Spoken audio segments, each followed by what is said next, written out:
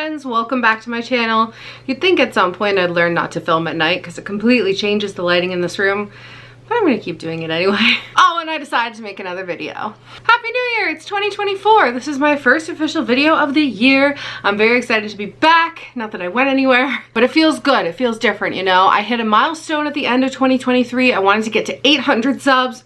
Sorry, and I did surpass that right under the wire, and so I'm feeling really happy. Thank you guys for being here.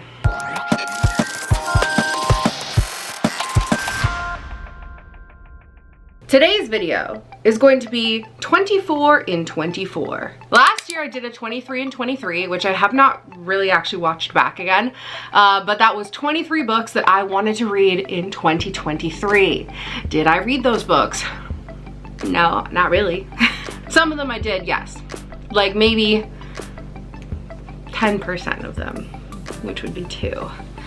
More than 10%. But anyways, it's 2024 now, which means that I have to do 24 books. I have to, it means that. My reading goal for this year is much higher than 24. In fact, it's almost double. My goal this year is 50. But these are 24 books that I'm really gonna try to read. And before we get into it, I don't know why, but I'm having a really hard time figuring out if I've actually selected 24 books or not. I know that sounds insane, but I think I've picked 24. I'll have to just watch the video back and see for sure if this is 24 or if it's different. I'm stupid. So the first category is super simple. It's sequels. And there's only 3 books in this category. Last year, I was gifted a copy of The Words of Kings and Prophets by Shauna Lawless. This is the sequel to The Children of Gods and Fighting Men. This was given to me by the publisher, so I really do need to read it. Also, The Children of Gods and Fighting Men was one of my top 10 books of the year. Check out my last video to see my thoughts on it. We'll just wait until the sink turns off, perhaps. Oh no, that's cooking. Shoot. Bookshops and Bone Dust by Travis Baldree came out. This is a sequel to Legends and Lattes, which was one of my top 10 books of the year before last. And then, of course, there's The Hunger of the Gods. I absolutely love Shadow of the Gods, part of my top 10 for 2022. The third book in the trilogy is slated to come out November this year, 2024. Fingers crossed, but I have not read the second one yet. If you've been following me for a little while, you'll know that while I read a lot of fantasy and sci-fi, one of my biggest genres that I read is horror. So I've got a number of horror books that I want to talk about. First of all, I guess this is kind of cheating, but it's my list, so I do what I want. I've got 2 different books. The Hacienda and The Vampires of El Norte, both by Isabel Cañas. I'm counting these as one book because I said so. I'm going on a trip to Mexico. Why am I doing an English accent? I'm going on a trip to Mexico next month, and I want to vlog there, which means it has to be vaguely book related. So I've decided I'm just gonna be reading some Mexican inspired books while I'm in Mexico, because I'm doing an extremely touristy trip. I'm going to a resort. Nothing culturally significant will actually be happening to me while I'm there. But I still want to bring some Mexico themed books. While I'm there, so one or both of these will be coming along with me. Another double entry. I will also count these as one book. Nat Cassidy just kind of popped out of the woodwork this last year. Both of these were released in 2023, and I haven't read either, but I picked them up and I've heard amazing things. Also, the hand feel. Ooh. We love the hand feel of Nat Cassidy's books. ASMR. Hypnotic. Hemlock Island seems really cool. Kelly Armstrong usually writes, well, whatever she wants, honestly. She writes a lot of teen stuff. She writes a lot of mysteries. She writes some general fiction, but this is one of her first, if not her first, horror book.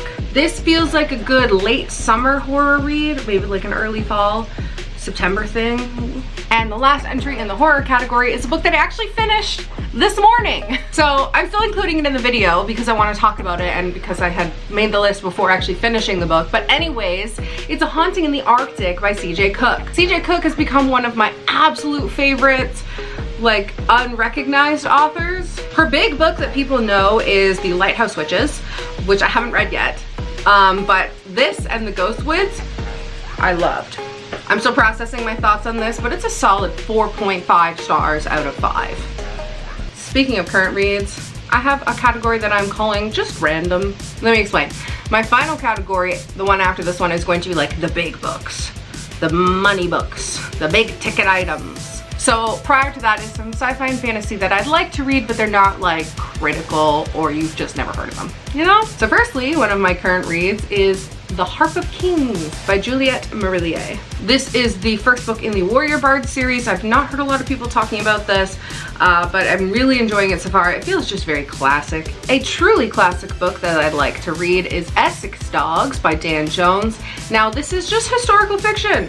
It's not fantasy, but I have been wanting to get into more non-fantastical, historical inspired stories of like medieval and this era.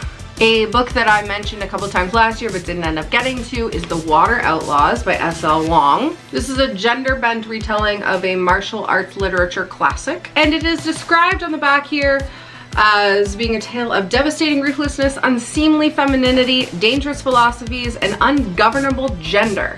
And I like that. I want to read some more indie books this year, and one that's been just staring at me from the shelves is Ringlander. I don't know why I said that's weird, by Michael S. Jackson. This is described as a fantastic, epic adventure, and it's the first in a series, and I've heard some good things about it, but not a lot of people are talking about it. Maybe I'll be one of the few. I have another indie book on the list. It's Can't Spell Treason Without Tea by Rebecca Thorne. This came into stores after the popularity of Legends and Lattes. Now, Legends and Lattes was originally self-published, but it was picked up by Tor, as we know. And now that it's become so popular, the genre of cozy fantasy is coming more into light. So Can't Spell Treason Without Tea is another entry into the cozy fantasy genre, and I'm excited to read this one. It seems very cute and fun. Some Jewish fantasy, which is not something we see enough of. This is Wrath Becomes Her by Aidan Polidoros. This is a story set in Lithuania in 1943 about a father whose daughter is killed by the Nazis. He then creates a golem in her form, and the golem comes to life and is not the daughter. This is a young adult book. As much as I want to see what sounds like could be an epic tale of, you know, golem Jewish revenge, it's probably not gonna be that. I mostly bought it because of the cover and because, like I said, it's just not actually something that I have come across before. I've talked about it before. You all said it sounded cool. Still haven't read it. Jinbad of Shantiport, the space opera Aladdin inspired story by Samit Basu. I need to read this. Honestly, maybe this is next. I haven't officially decided, but like I said, I just finished a book today, so I have to pick what I'm reading next. She's a contender. There's another sci-fi on the list, which I do also think I've talked about before, even though I haven't read it. It's Wild Massive by Scott O'Moore. This is a true sci-fi story about The Building, which is an infinitely tall skyscraper at the center of the multiverse, where each floor is a different universe and people can traverse between them. The main character mostly coincides in her little elevator just going up and down between the floors, but then obviously conspiracies happen. It sounds a lot like it could be something like Cabin in the Woods meets Loki meets Westworld, which I'm so down for. I also think this is a beautiful understated cover. Okay, that was the random category. Now I'm going to show you all of the big chonkers. Actually, they're not all that thick, but like, these are the big ones. These are the ones I have to read. Or else what? Nothing, but I'll be disappointed in myself if I don't read them. I'll check back with you in January 2025 and we'll see if how I actually read these and you can hold me accountable. What book number are we on? I haven't even been counting. That feels like 15, which would put me at 23. You know what? I think I've got 23 books here, which would be for 2023. So what I'll do when I get to the end of my list, I'm just gonna pick one off the shelf. Just one from behind me, and I'm gonna read it this year because of my mistake prepping the video. Okay, book number 16, possibly, is Malice by John Gwynne. I have been trying to read this. I don't know what's wrong with me, you guys. I love John Gwynne, and I've tried to read this 3 times now. And I have it on audiobook, but I just can't get through it. I don't know what it is. I know that this series is good. Everyone says it's good. And I believe them. Most people say the 3rd one's the best one, and it's gonna take so long to get there. So this year, I'm going to finish Malice. It should be easy because I'm like halfway through already. And then I'm also gonna read The Shadow of What Was by James Islington, because again, this is a huge series that I've heard about. The Will of the Many by James Islington was my #1 book last year. So I really should read everything else he's written because I adored The Will of the Many, especially his writing style. So obviously I'll like this series. I just need to man up and commit. Yeah, I said man up. What are you gonna do about it? A book that I really do be needing to read though is The Justice of Kings by Richard Swan. The reason I need to read this, other than the fact that I want to, is because I keep recommending it to people both online and at work, and then they buy it and they love it, but I've never actually read it. I've been recommending this based on vibes alone, and because I've read a lot about the book. I've read a lot of reviews, I've watched a lot of interviews with Richard Swan, and I just think it sounds awesome, and I've heard the sequel is even better, so I should probably read this. I picked up The Darkness Before Them by Matthew Ward based on the fact that it's a white cover from Orbit, which I'm just a slut for. I can't not be, but it does sound cool. Okay, Jade City by Fonda Lee. I ran a poll on my story a little while ago asking you guys, not you guys, but my Instagram guys, if I should read this, and it was like unanimously no, which was shocking. So maybe I'll run another poll on my YouTube story. They don't have stories, what is it? So maybe I'll run another poll on my like YouTube feed asking if I should read this, because I've heard it's incredible. I've also heard people hate it. So I don't know how I will feel, but I read Untethered Sky by Fonda Lee, and if you watched my top 10 video, you know it's in there.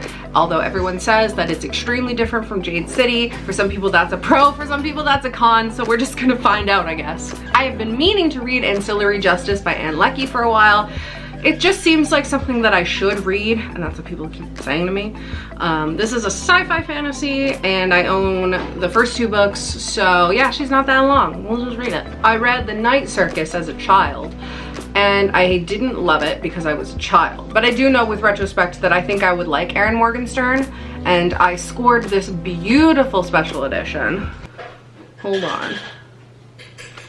Beautiful special edition on Facebook Marketplace for like $8. So I think, hopefully we'll be checking this one out. I'm counting this as 1 book as well. I finished The Way of Kings last year, and since Stormlight 5 is coming out December 7th, apparently, I'm making it my personal goal to get through the rest of these before December 7th. Can I do it? I don't know. Yes. Why would I say no? Yes, I can. Of course I can. I'm amazing at everything I ever try. So as far as I know, that was 23 books. Obviously I did some pairs and triples, but that was 23 books for the list. And I said I was gonna do 24. Give me a second. Red Rising. I read Red Rising in 2012, 2013, whatever. And I know that Ryan, my husband, who's making all the noise in the background, wants to read this series because he's heard good things, not from me. I don't know where he's hearing things about books. So maybe I'll do a little buddy read. A little buddy read with my buddy, Ryan. 2024 is gonna be the year of nonsense videos. When I'm editing this, I'll find out for sure how many books are in this. Maybe I didn't even need to add a bonus book, but ultimately when it comes down to it, I'm gonna read more than 24 books this year. I just wanted to make a video. Also, I just want to say I really appreciate everyone that leaves very nice comments on my videos. This is sounding very sappy all of a sudden, I promise it's not. When I started out this channel, I was trying to do like semi-serious video essay style, let's review a book, blah, blah, blah. And I just didn't like it. It wasn't me. And so I kind of lost myself a little bit and started losing my mind, truly, and not taking it as seriously, just being weird and goofy and silly on camera. And I know, at least to me, it could be pretty off-putting, but a lot of you guys comment that you enjoy it and that you think I'm funny, which is so embarrassing. But like, thank you guys. Anyways, if you are reading any of the books that I put on this list today, let me know in the comments. I'm always down for a buddy read if you're interested. Otherwise, tell me what books you're reading in 2024 and what's your book reading goal actually? I want to ask, because at work we track our individual goals, and like I was looking at my coworkers today and they've got some freaking high goals.